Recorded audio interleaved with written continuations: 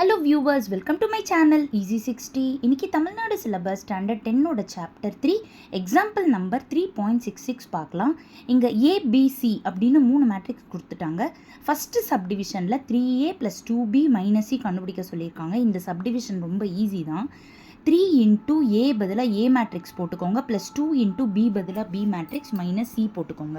இப்போ 3ஆல் ஃபுல்லாகவே உள்ளே மல்டிப்ளை பண்ணணும். 3 1s are 3, 3 8s are 24, 3 3s are 9, 3 3s are 9, 3 5s are 15, 3 0s are 0, 3 8s are 24, 3 7s are 21, 3 6 are 18. இப்போ +2ஓட ஃபுல்லாக மல்டிப்ளை பண்ணுங்கள். 2 8s are 16, 2 into -6 -12, 2 into -4 -8, 2 into 2 4, 2 into 11 22, 2 into -3 -6, 2 into 0 0, 2 into 1 2, 2 into 5 10. இதில் மைனஸை மட்டும் உள்ளே மல்டிப்ளை பண்ணிக்கலாம். ஸோ ப்ளஸ் வச்சுட்டு உள்ளே இருக்கிற மேட்ரிசஸ் ஃபுல்லாக ப்ளஸ் எல்லாம் மைனஸ் ஆகிடும், மைனஸ் எல்லாம் ப்ளஸ் ஆகிடும். இப்போது இதை நம்ம அப்படியே ஆட் பண்ண போகிறோம். 3 + 16 19, 19ல் 5 போனால் 14ன்னு வந்துடும். 24 - 12 வந்து 12, 12 - 3 வந்து 9ன்னு வந்துடும். 9ல் 8 போனால் 1, 1 + 0 1ன்னு வந்துடும். ஸோ 9 + 4 13, 13 + 1 14ன்னு வந்துடும். 15 + 22 37 + 7 பண்ணோன்னா 44 வந்துடும். 0 -6 -2 இது வந்து -8ன்னு வந்துடும். 24 + 0 24, 24 - 1 23ன்னு வந்துடும்.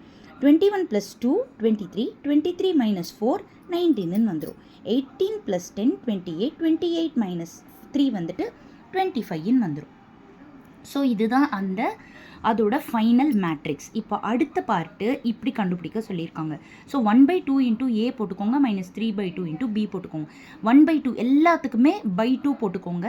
இதில் 8/2 மட்டும் 4ன்னு ஆகிடும். மற்ற எல்லாம் இங்கேயும் 8/2 4 ஆகிடும், 6/2 3 ஆகிடும். மற்றதெல்லாம் ஃப்ராக்ஷன்லேயே /2லேயே இருந்துடும்.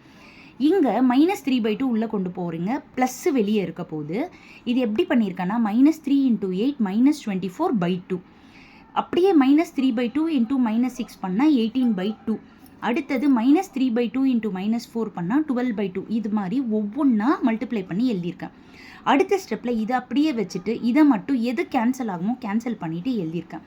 நெக்ஸ்ட்டு ஆட் பண்ணியிருக்கேன். 1/2 -12 அப்படின்னு எழுதிட்டு இப்போது எதுக்கெல்லாம் எல்சிஎம் பண்ணணுமோ அதை நான் எல்சிஎம் பண்ணிவிட்டு அதுக்கப்புறமா கேன்சல் பண்ணி நான் பேலன்ஸை ஆன்சராக எழுதியிருக்கேன்.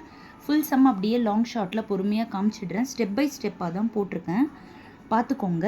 Thank you viewers.